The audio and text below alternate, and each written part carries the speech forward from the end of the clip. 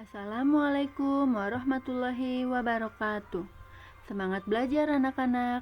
Bertemu lagi di video pembelajaran kelas 2, tema 1 hidup rukun, subtema 3 hidup rukun di sekolah, pembelajaran kedua.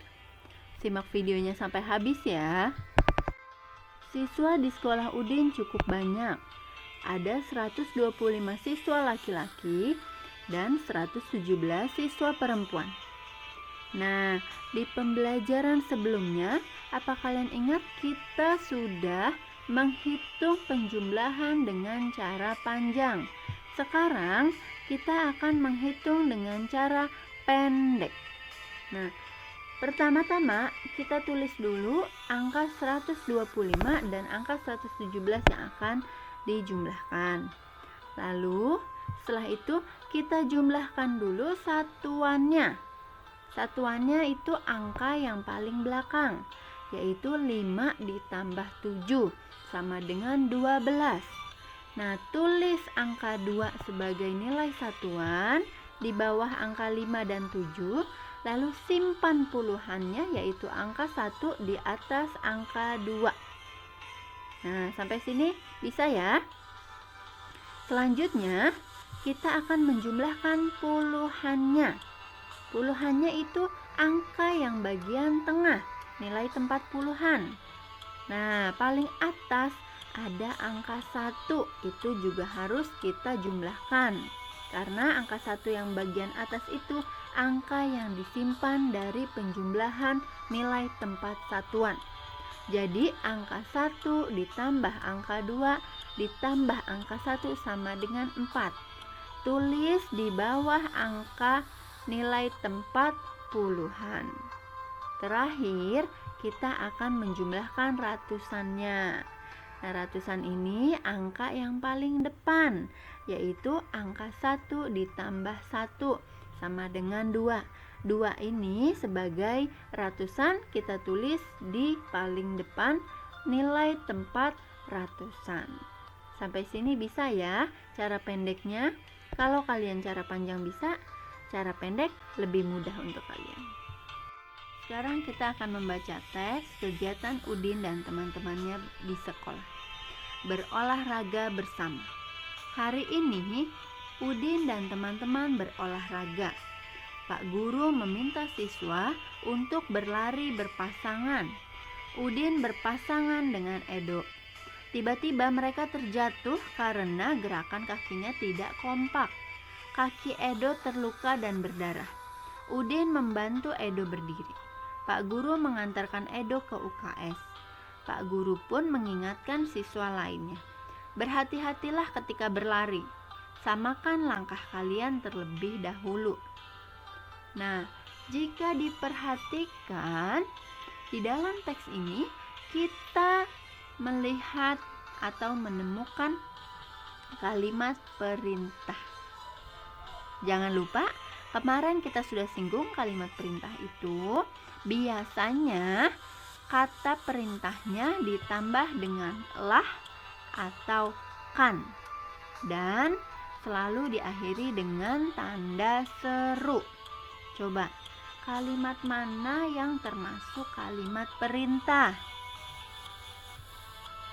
Nah, kita sudah temukan. Ada kalimat kedua terakhir. Berhati-hatilah ketika berlari.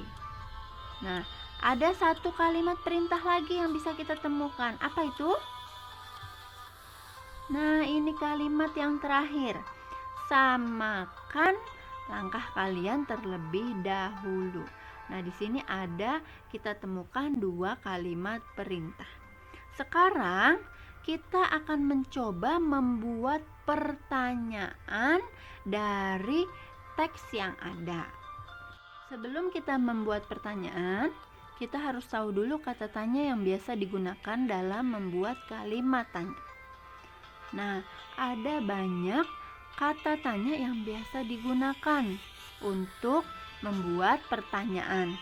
Tetapi, kata tanya yang sering kita lontarkan ada 6. Nah, coba kita lihat apa aja ya. Yang pertama ada apa.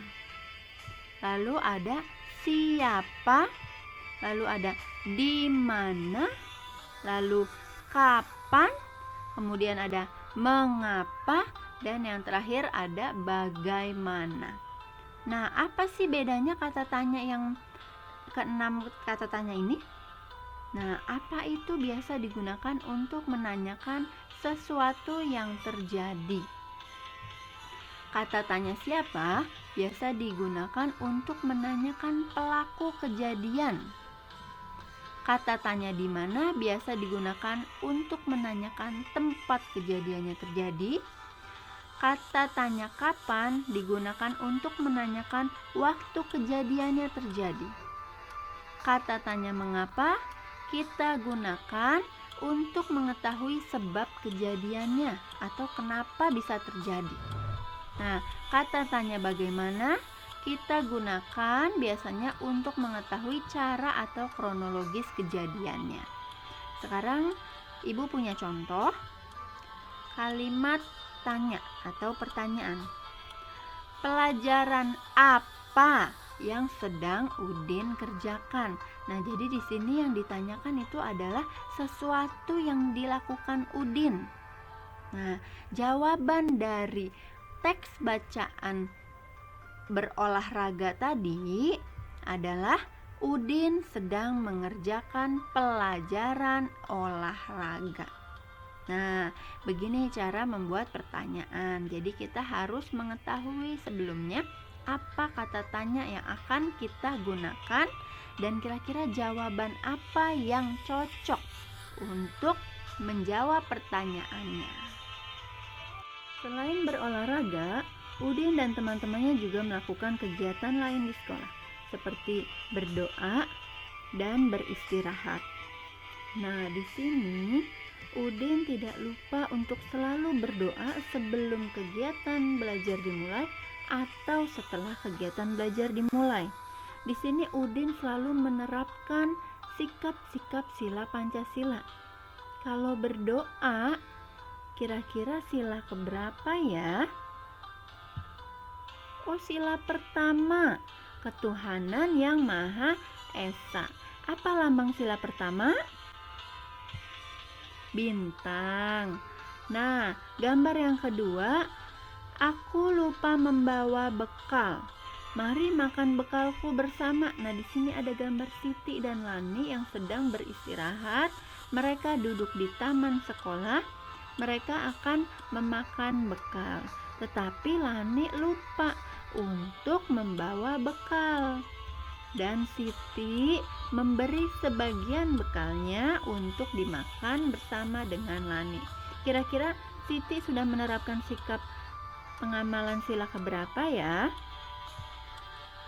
Oh, sila kedua. Mereka selalu akur atau rukun.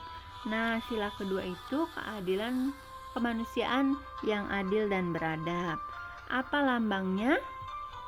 Ya, rantai emas.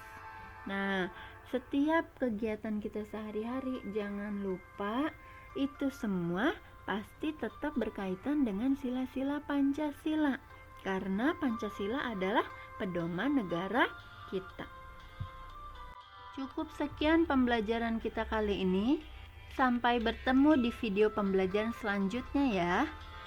Wassalamualaikum warahmatullahi wabarakatuh.